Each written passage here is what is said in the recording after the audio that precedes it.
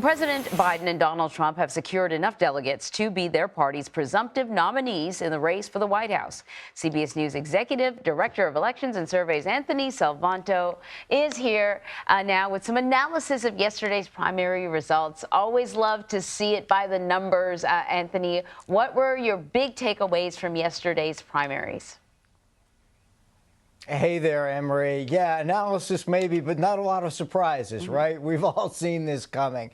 Both of them did really well on Super Tuesday leading into this. So you get Biden going over the top last night, and then that's his delegate count. And then I'll show you the Trump map and his delegate count, as you can see, an almost clean sweep through the states as he clinches. And this is enough delegates such that at the conventions this summer, they've secured enough to get nominated. Look, big takeaways here are we did see this coming in the sense that both of these candidates were ahead in their respective primary polls.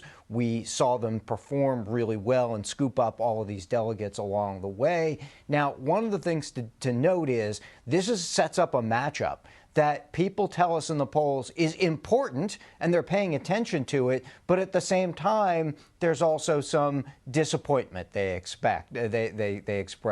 And to that extent, you know, there was a sizable number, not a majority, but there were some in either party that would have, at least in the abstract, wanted different candidates. But we do get this historic rematch, Emery. So there's new CBS polling from Georgia, and it shows Donald Trump leading in the state in a hypothetical matchup between, you know, him and President Biden. What's going on? Well, you see that Georgia number, and this is a state, of course, that Joe Biden won narrowly last time. Now it's +3 Trump. And Georgia, in some ways, is a microcosm of the country in at least this respect, if not others. Look at the effect of the economy and what people think will happen with their finances. We've got more people saying they feel Biden's policies will make them worse off, and more, relatively more, saying they feel like Trump's policies will make them better off.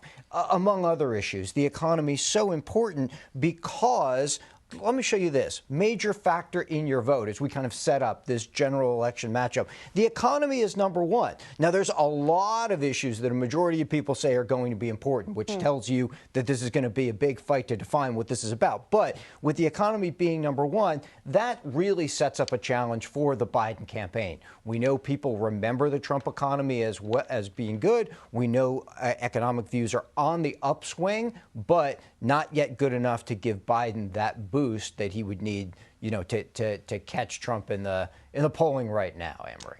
Well, it looks like it's going to be a pretty long campaigning season. I suspect there'll be many more polls that you and I will discuss until November. Anthony, thank you.